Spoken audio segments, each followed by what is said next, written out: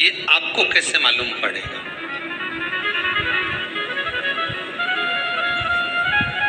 पितृ भूखे हैं, इसका तो वर्णन हमने पहले कर दिया कि रात्रि को जब आप सोने के बाद में 1-1.5 घंटे बाद अगर आपकी नींद खुल जाए, 1 घंटा 1.5 घंटा आप सो लिए, उसके बाद जो नींद खुली तो 1-1.5 घंटे तक अगर आपको नींद नहीं आ रही है, रात्रि को सोने के बाद में 1 घंटे बाद जब उठे तो आपको प्यास लग गई,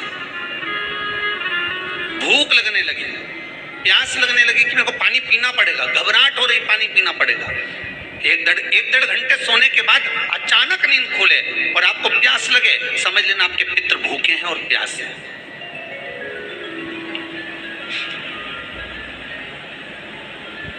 वो भूखे और प्यास है, उनको जल की जरूरत है।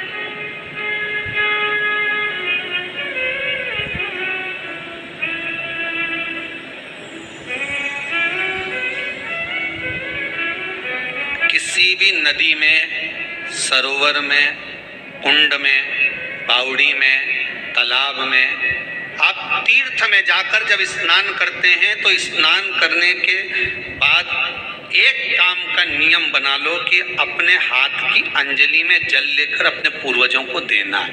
प्यासे रहते हैं, भग मांगते हैं।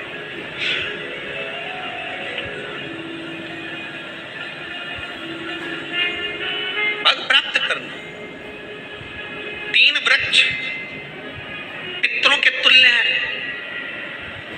नैमिषारण्य की कथा में भी कहा था 3 वृक्ष पितरों के तुल्य हैं। पहला पीपल, दूसरा वट वृक्ष, तीसरा बेलपत्र का वृक्ष। ये पितरों के तुल्य हैं। अगर आपको रात्रि में नींद नहीं आ रही है, ऐसा लगता है कि रात्रि को 1 घंटा 1.5 घंटा सोने के बाद कुछ गलत गलत विचार आने लगते हैं, नींद सुबह 3 बजे तक 4 बजे तक नहीं आती, 4 बजे के बाद फिर नींद आती है, तो एक प्रैक्टिकल जरूर कर देखना। एक प्रैक्टिकल करने में क्या जाता है, और हमारा झूठ तो नहीं बोल रहा, तो प्रैक्टिकल करने में कुछ नहीं जाए। पानी लो, उसमें थोड़ा सा कच्चा दूध डाल लीजिए, श्राद्ध पक्ष चल रहा है, बेलपत्री का पेड़ या पीपल का पेड़ या बट का पेड़, इन पेड़ के नीचे ले जाकर उस दूध को दोपहर में सुबह 10 बजे से लेकर 12 बजे के बीच में ले जाकर चढ़ा दीजिए। रात्रि को फिर ना आपको प्यास लगेगी, ना भूख लगेगी, नींद एक बार लगी तो सुबह ही खुलेगी। प्रैक्टिकल करने में क्या जाता है, पानी डालने में तुम्हारा कुछ जाएगा? अरे बोलो तो सरी, हमें तो 10 रुपया का दूध जरूर उसमें, और तुम इतनी चतुर हो, इतना सारा दूध थोड़ी डालोगी, तो 2 चम्मच डालोगी। कहाँ तुम इतना डालने वाली हो?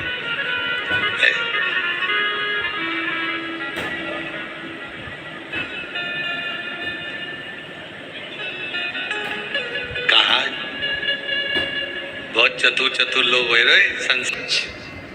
पितरों के तुल्य हैं।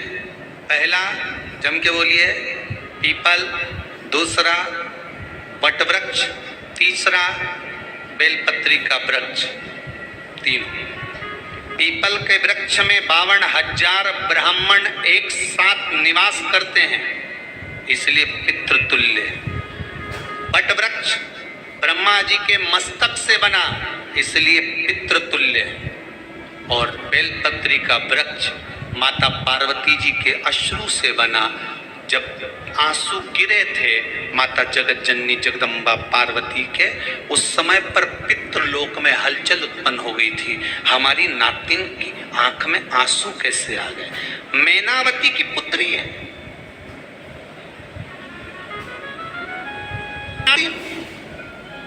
इसकी अश्रु कैसे गिर गए? नहीं, मेरा पुण्य भाग प्रकट करती हूँ बेलपत्री के रूप में। तो पितरों ने वर दिया था कि ये बेलपत्री का वृक्ष हमारा आशीर्वाद है, इसके नीचे अगर कोई दीप लगाता है, शिव को स्पर्श कर चढ़ाता है, उसके पितरों की शांति होगी। हम स्वयं उसको आशीर्वाद देने के लिए पधारे। बेलपत्र का वृक्ष